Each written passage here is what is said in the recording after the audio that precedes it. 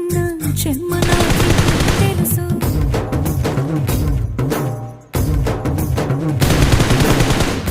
ఓరమీసం రుబ్బుతున్న రోషమే నీకు తెలుసు.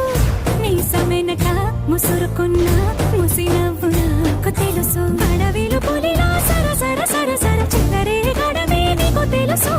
అలసిన రాత్రి ఒడిలో చేరి తలవాచడమే శ్రీవల్లికి తెలుసు. సోసేకి అక్కిరవ్వ మాదిరి ఉంటా